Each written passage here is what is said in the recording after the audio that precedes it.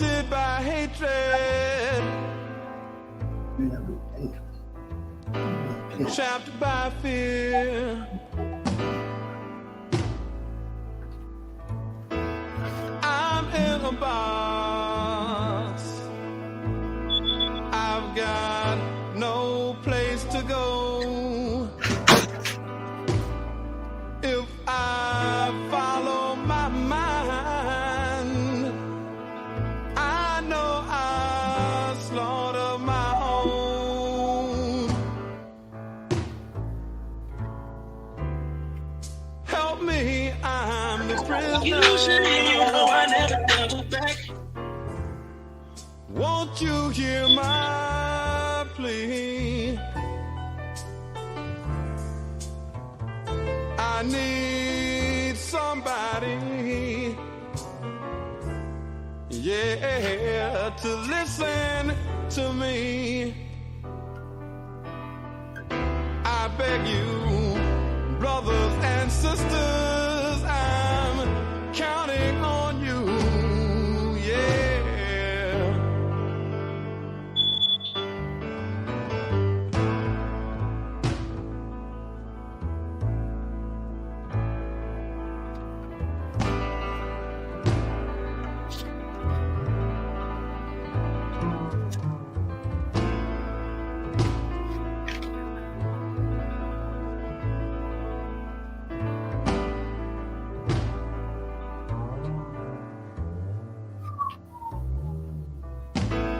Black babies in the womb,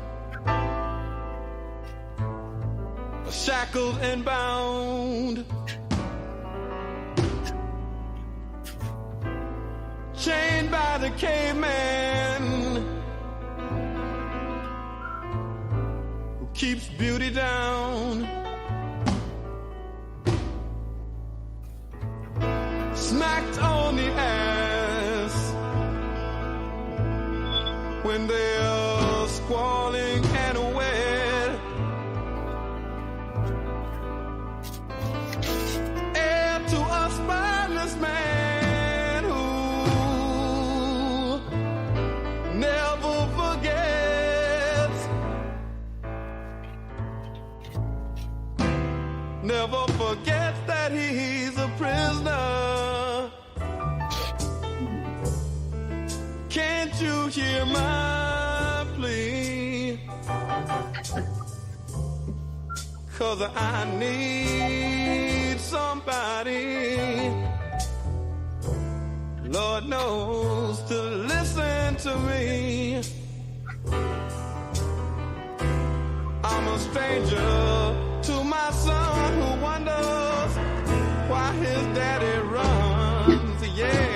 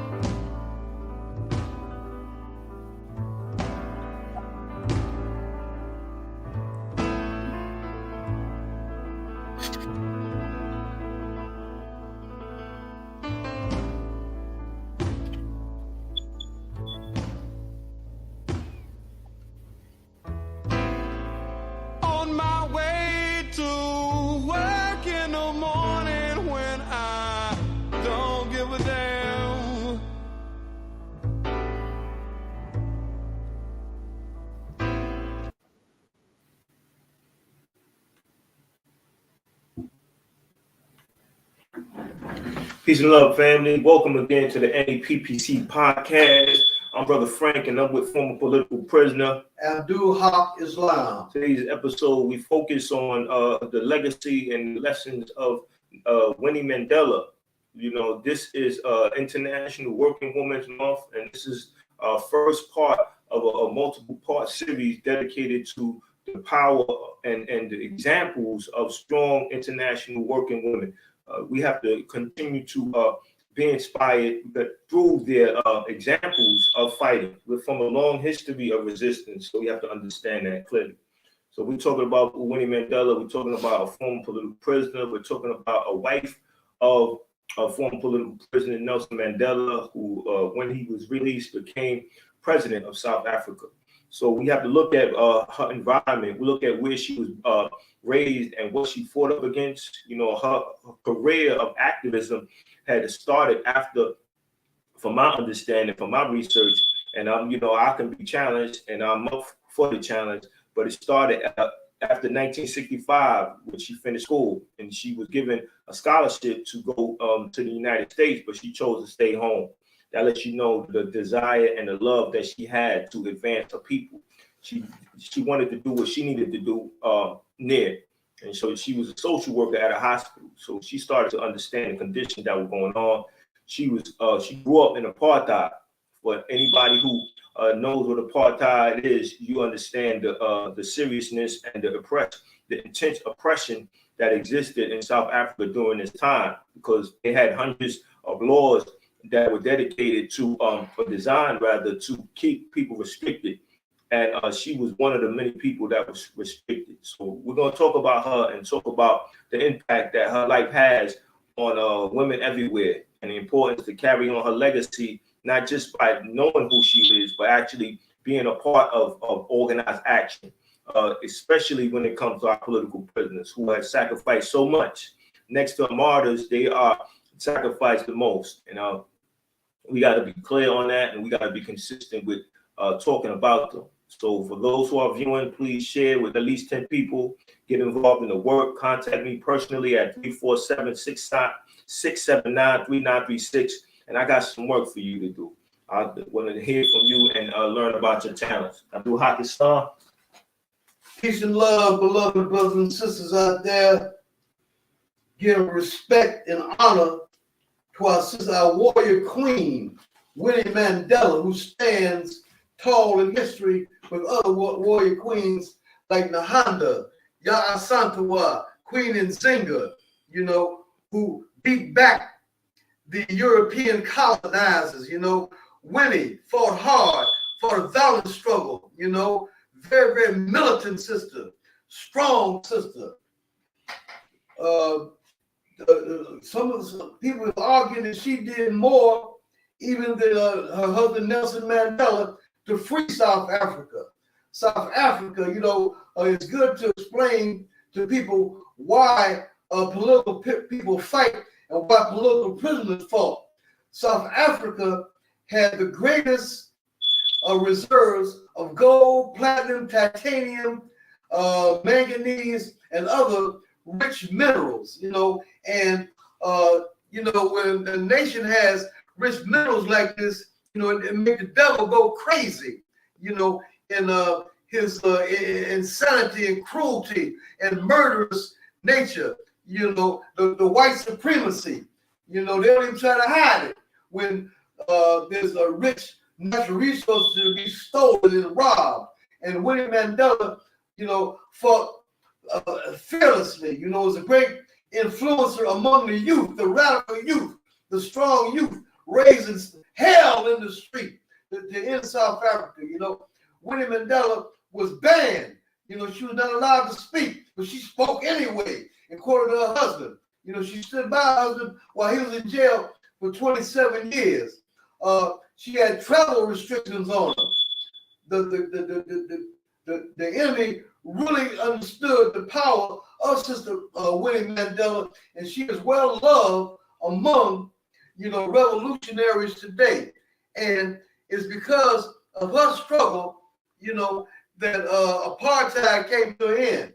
America, was down and dirty supporting apartheid.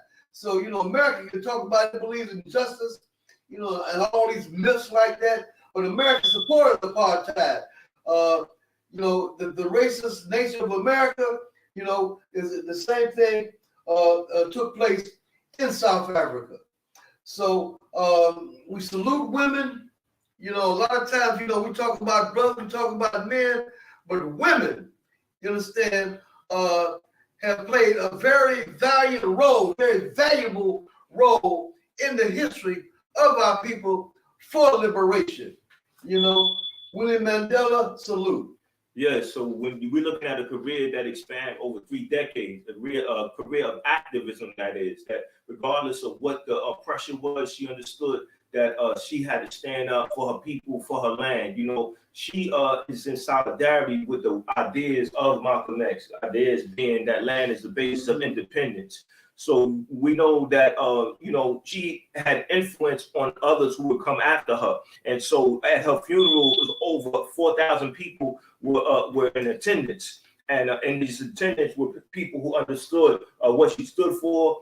They were admitting that they had solidarity with her, and they understood what her position was regarding the land, right? Because we have to look at what's going on with South Africa now, and we got to look at what if Winnie Mandela was president, right? If she was president, how things would have changed.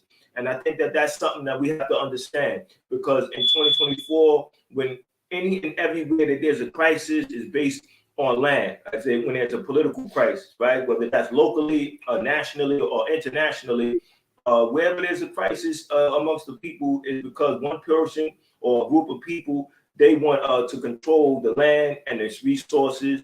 And we have to understand that clearly so we can appreciate Winnie Mandela more. So we can understand that, it's a fight. It's a strong fight. It's a vicious fight. Some mistakes are going to be made, and then you have to evaluate the mistakes, the errors. Some ideas have to be challenged, and you have to intensify those ideas, right? Some people want to be light on the idea of land, but it's going to come up, right? You don't want to be independent just so you can wave a flag. You want to be independent so you can control your destiny, and that's what Winnie Mandela stood for. So regardless of what her oppressor was coming at her with, they wanted to restrict her. They did restrict her, but she found ways to get around that. They want people to be penalized for quoting her. Then she got through that. Whatever was going to happen, whatever attack was going to happen to her, she was going to continue to fight. And I think she did. I think she set the example for our sisters now that are involved in organizing work, that are making that commitment and need an idea or need a model to duplicate. She's one that should be duplicated, because regardless of what the pressure is going to be, you're going to have to make that commitment to what you're going to stand for the duration of your life. She was a mother, and she understood that she had to think about her children, and she was part of a community, right? That communal idea that is very powerful when it's internalized. It has to be expressed in practice. It has to be understood that you're going to go outside and you're going to look at the world, and based on how the world is in existence, you're going to decide that you have to make some decision about what you need to do and how you need to go about doing it. Winnie Mandela did that, and she did that very well. So when I look at pictures of her, and when I hear her speak, and when I hear her relationship between her and her former husband, Nelson Mandela, I'm looking at the conditions that they were living in, and I'm asking myself, what would you have done in those situations, right? How far would you be willing to go?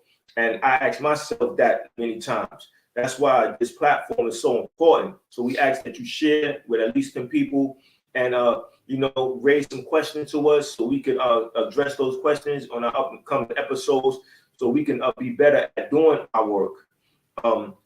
If you had to teach people about Winnie Mandela, a classroom, what would you tell them in terms of what they should get from her legacy? Well, I tell them that Black people, we cannot be little timid, scared creatures. That we have to stand up for what we believe in. That we have to have honor, integrity. you know, because we must exhibit those human qualities that make history. People have the power to make things happen.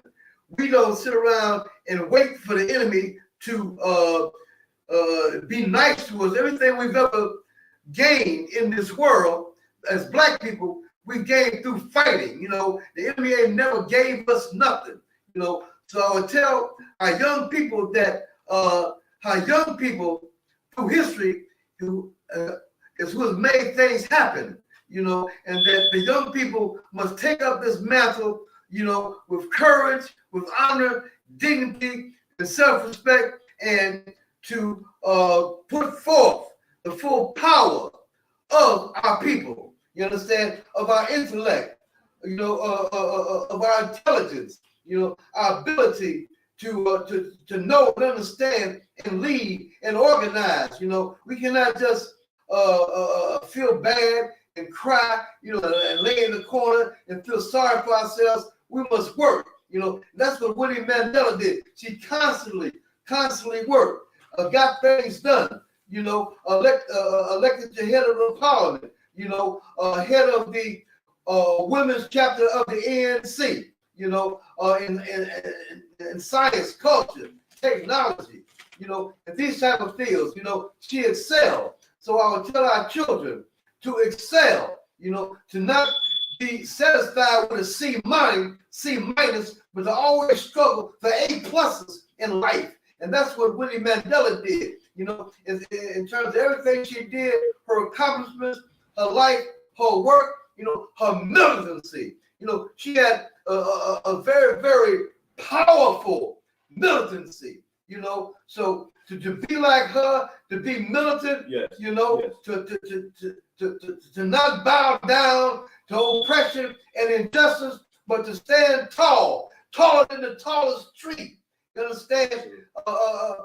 You know, and fight for our rights. You know, remember how in South Africa the tremendous wealth that drove the devil crazy. You know, and the terrible conditions in South Africa, you know, the threats to the life, you know, and to the safety. And she stood up in spite of all that. So I would tell our youth to stand up, you know, in a manner that you can stand up. The power that you have to move forward like a hurricane against injustice and oppression. Black power.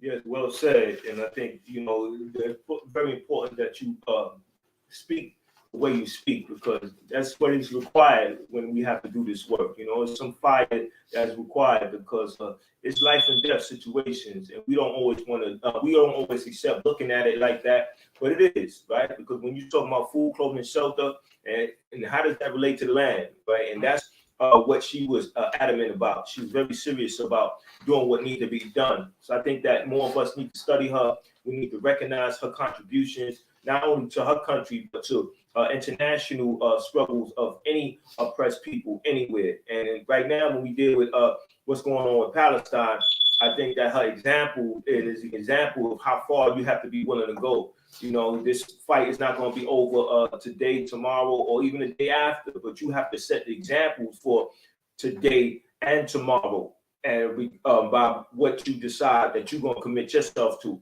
And you have to learn from the past. So when we're learning about Winnie Mandela and we're learning about what she did and what drove her to do what she had to do, then we learn what we need to do, because that's a strong example, because she was dealing with hardships.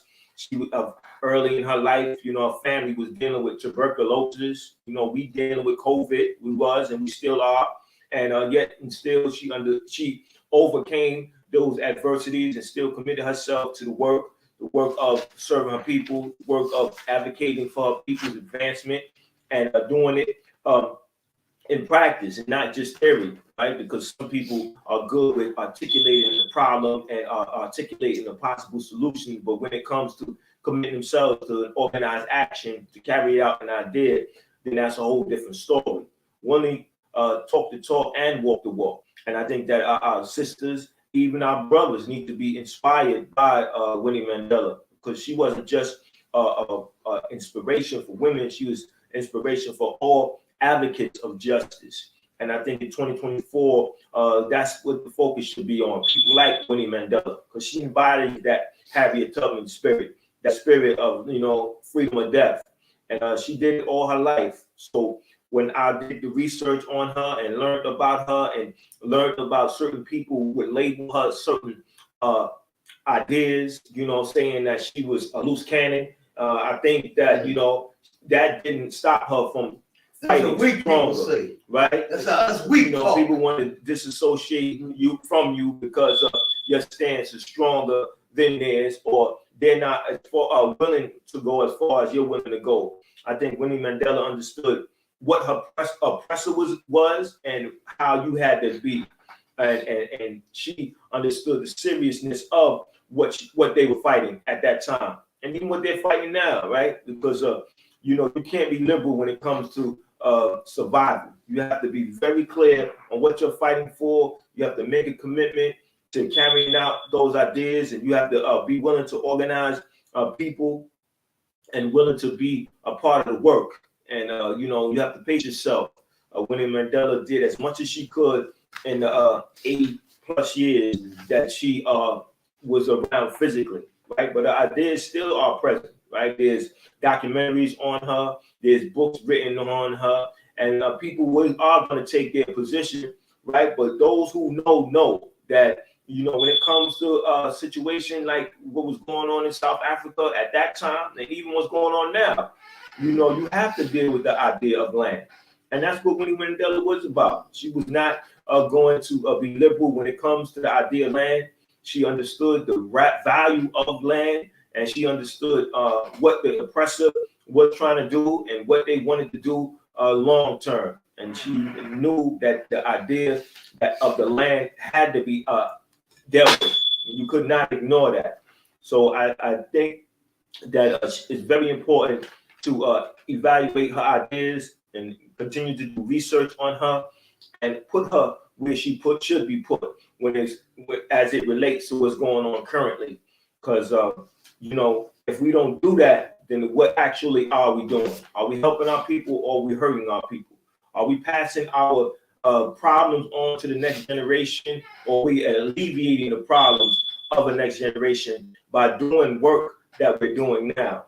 So when Winnie Mandela, her name comes up, her name should be right there with all those who made commitments and sacrifices, the Harriet Tubmans, the Viola Plumbers, all those who gave the majority of their lives to advance the people.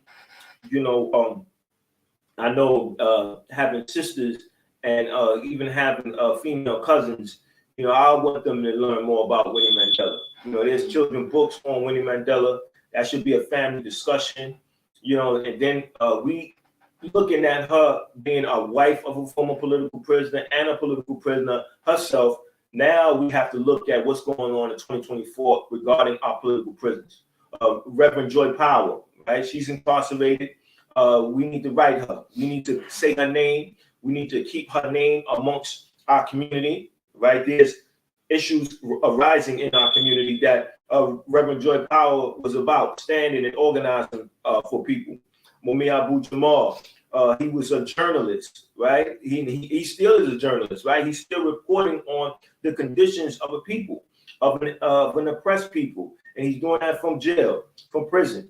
And we have to continue to put his name in those discussions when you're talking about liberation and you're talking about sacrifices and you're talking about commitment. Because that's exactly what Joy Powell and Mumia Abu-Jamal and Kamal Siddiqui and Jamil Al-Amin, Imam Jamil Al-Amin represents, and so many more. We can't let them die in prison. We have to stand up. We have to fight for their freedom, and we have to do it in an organized manner. We have to be there for them, just as they was there for us. And I know that, the ideas that Winnie Mandela represented are still issues that are happening now. And being that she took a position, we have to take a position. So, the importance of Winnie Mandela's sacrifices, how do you see that being related to the work of freeing U.S. have political presence? Well, I would say that